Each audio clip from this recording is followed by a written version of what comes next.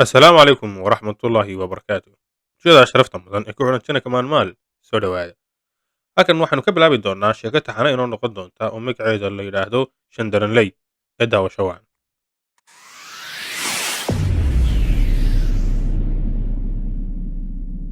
Waxay ahayd goor gabaldhaca. Waxa godka shalam tidhi cadceedda oo baradho u eg. Kana gondo degatay oo carraabadeeda ku sii gelbiyey dhingaxa fallaadho sagal gaduuda. Dhulka laftiisa ayaa go'aamada sagalka cirka ku sharfay lingaxa galbeedna kaga suntay hareeryo sidbaaq gaduudan. Xilligu waa diriiradii gu'nimo oo ay laamaha dhirtu si la yaab leh u leegleegsanayaan. Cosabka tabaadi noqday, caleentuna hawrtay ayaa dhulka cadrisay. Jihada bari waxaa dhirta baarkeeda ka soo fuuray dayax dhool qarsaday oo ka run sheegay suuradda lagu yaqaano bil 13 jirsatay. Waana bisha loo yaqaano candhaqoys. Waxaa isaguna i arka yidhi xiddiga xamar islegday oo aalaaba xilli roobaadka isku beega xundhurta cirka. Raxan carraabo ah oo baalaley ah ayaa mashquul ka dhigtay jiha kasta oo aad eegto. Ugaadha cawadaranta ka leedanaysa iyo duurjoogta kala nooca ah ayaa hareeraha ka dhaafaya odaygoodaad oo salaad maqrib ku tukanaya bogcad burciid xalani ku goglan tahay. Odaygoodaad salaamo naqsi kadib markii uu geesta bidix jaleecay ayuu isha ku dhuftay nirgo dayrcad u badan oo afdhuubyaalaysanaya meel qoor ah. Waxaana ugu horreeyey qurbac midabkiisu yahay madow bacad ah oo intuu kuruska yuubmay nirgaha la shamal qaadaya neecawda macaan ee burcada libi hawle. Goodaad oo aan weli ka kicin fadhigii salaada waxa kayn yar oo u dhow qoorteeda kaga soo mur yidhi wiilal yaryar oo go'yaal ka waaweyn iyo hadhuubgaalo digta ku sita.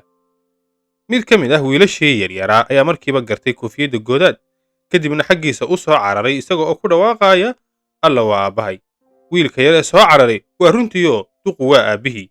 Waxay aabbihii goodaad ismooganaayeen intii geedaha guga la cunayey oo gaadhaysa muddo bil iyo dhowr caanamaal ah. Goodaad waa oday dhaka subagla ah, ganka cadina ku cusub yahay. Wuxuuna salaada maqrib ee uu halka ku tukanayay usha ka soo dhigay socoto hal maalin ah oo uu kaga yimi reerkiisii. Goodaad wuxuu dambaabaa reer weyn oo dad iyo duunyaba buuxa. Wuxuu leeyahay laba ooriyood, labadiisa aqalna kibduhu marna kama madoobaadaan ee goor walba sidii geed saar bay uga lushaan. Goodaad bahdiisa weyni waa guri ay joogaan hablo nafci badan oo qabyada rarada isu dhiiban ee ay mid waliba guga iyo jilaalka dhowr harar baarka ku goyso. Markaa kaale arag inta caws duuban ee dhowaan baarka loo tidcay ama loo jebiyey. Raradu waa noocba nooc, waxaa ku jirta 5 le, 7 le, googoos, waaxyaale, isku joog iyo qaar kaloo badan. Sidoo kale goodaad bahdiisa yar udbaha iyo loolka sibaaqu kama dhammaado, iyada oo labada bahood bah waliba ay leedahay kadin adhi ah oo aan meesi lagu darin ee mid walba gooni loo raaco. Goodaad maalintii uu reerka ka soo socdaalayay wuxuu la soo ballamay min weyntiisa oo la yidhaahdo kordahab. Wuxuuna ku yidhi naahooy xaggaa iyo geelashii ayaan u sudcaalayaaye intaan maqanahay reerka dayaca ka sii raba. Awrka rarayga ah ee qooqani yuu geelasha raacine dabarka la ogaada. Waranka sumallada ah shakaalka la ogaada yaanay idaha sumal xadine. Marwa kordahab markii ay si dhug leh u dhegaysatay hadalka seegeeda ayay u diyaarisay anfacadii uu ku safargeli lahaa.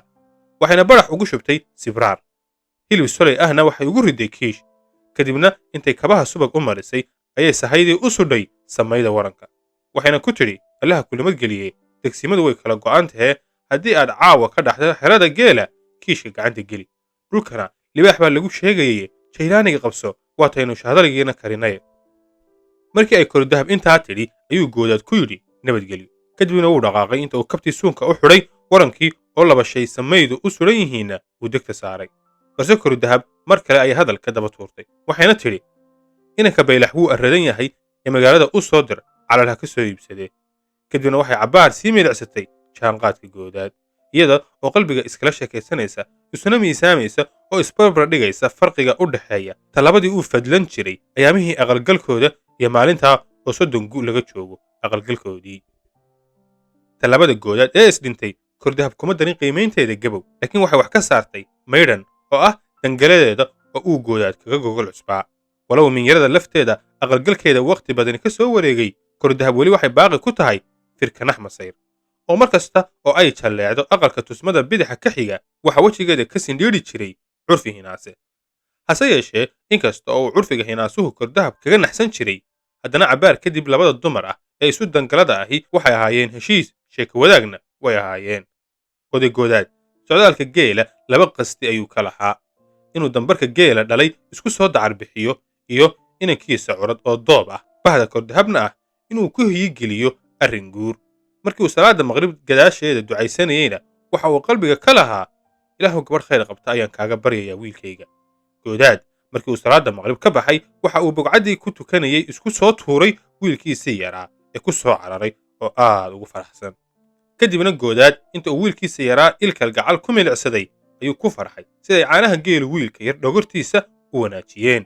goodaad wiilashiisii yaryaraa ee geeljiraha ahaa ee ku soo yaacay wax hadiyad ah umuu sidin, iyaguna ugamay fadhiyin, waayo dadkii hore may aqoonin nacnac iyo xanjada sadka looga dhigo carruurta xilligan joogtaa.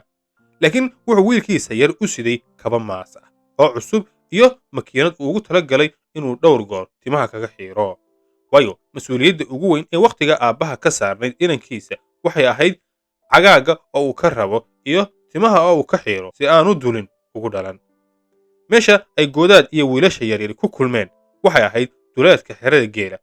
kadibna markii ay odaygii iyo inamadii yaryaraa waxoogaa baarka isu salaaxeen ayaa lagu foofay sidii baylahda loo dayactiri lahaa, sida nirga loo xareeyo, xaabo loo soo guro iyo hadhuubba la culo.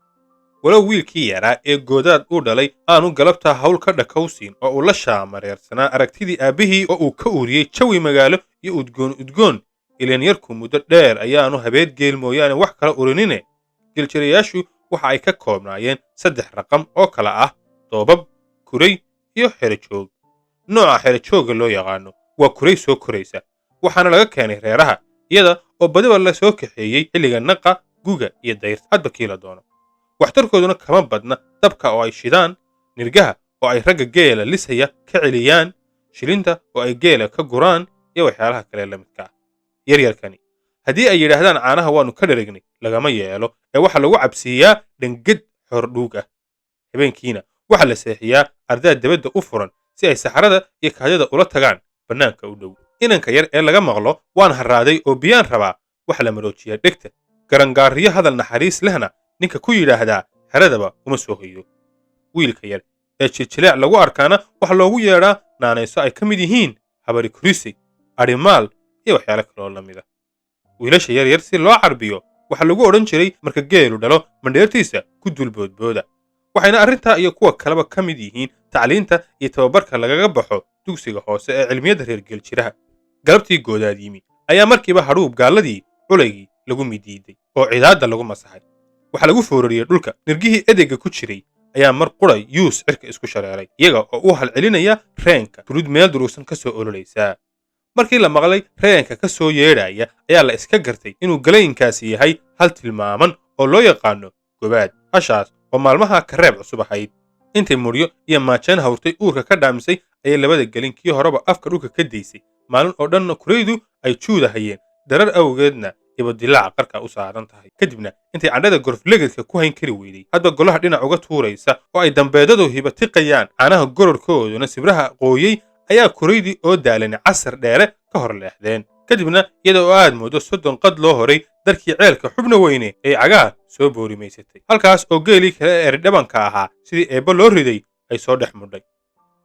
gobaad markii ay soo gaadhay xeradii ay ka fooftay waxay luqunta u ridatay edeygii nirgaha, kadibna waxay ursatay nirigteedii.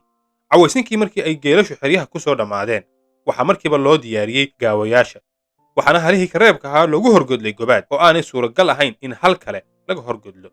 gobaad waa madi isnacday, waxaana la isu daba joojiyey 2 hadhuub gaal oo mid walba mar lagala hoos baxay, isaga oo xoorku sida koofiyadda isu taagay.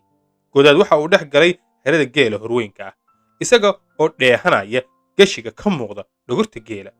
baarqabka geela oo dhibidu caariyaysatay ayaa sida danabka uga sanqadhinaya doobta. awrka baarqab waa inan qoton, waa neef muuqaalkiisa laga cudubilaysto oo sida heega daruur ah cirka jeex kaa qarinaya. waa neef marka uu dhoolaha ismirayo sida ciyowga ugaga dhawaajiya miciyaha, haddii uu doobta ridana waxaa dhulka ka hinqada haadda iyo shimbiraha, taas oo uu kula baxay naanays caan ah oo la yidhaahdo goray kiciye. markasta uu doobta ka cisiiyo waxa goojo la ammaara qaalmo badan oo uu tiftii guga jeeniga mariyey, kadibna abaaho qaata. Baarqabkii goray kiciye wuxuu habeenkaa ku cadho burburay duq abaaho qabsan weyday oo geelal kale ka soo wareegtay. markii geelashii laga hadhuub dhigay waxaa la isugu yimi golihii geela oo kashkaash sida furaashka loogu goglay. kadibna waxaa loo dooyeystay waraysi, waxaana warka laga toomiyey oday goodaad oo socoto ahaa, iyada oo uu hadalka ka guraayey nin la yidhaahdo gaaxnuug oo ka mid ahaa ragga geelasha hayay. oday goodaad waxaa warka laga guray jawi xasiloon, wuxuuna hadalka ku bilaabay, niman yahow laydiin warran. anigu saaka subaxii hore ayaan kabta ka soo iladay reerihii oo yaala meesha la yidhaahdo adaadaxa laf caryaale ee ka sii rogon cawlkudhal. arradaa dad iyo duunyo wixii joogay way nabadgelyo qabeen, tigaadda guguna ma seegin. geedka adhi la yidhaahdaana wuxuu raafka kula dhirqado gunnimo, naylahana qaarka lagama saarin. haddii eebba kuu roon yahay dhulkaa aan soo maray udubka reeruhu ma soo gaadhin, nimcaduna ma kala go'na oo ma jirto meel aanad cagta ka dhowraynin. aniguna tilmaanta xerada ayaan hayay oo waan ku soo tibaday, oo galabtaba waxaan ku tukaday duleedka xerada. gaaxnuug oo odayga goodaad warka ka guraya ayaa jiibta haya oo leh, waa kow, socotadeeduna may ahayn mid idinka shishaysa, warna waa iga intaa, waran warriyo meel kale iga timina ma ogi. waa sidaa ayuu goodaad ku soo afjaray warkiisii. gaaxnuug oo warka ka gurayay oday goodaad ayaa yidhi, warkaa meelmar adiga iyo waalidkaaba, alle ma cadaabo. halkaas ayaynu caawa ku soo afmeeraynaa xalqaddeenna koowaad. inta xalqadda xigta aynu ku kulmi doonno waxaad kaga tegayaa nabaday.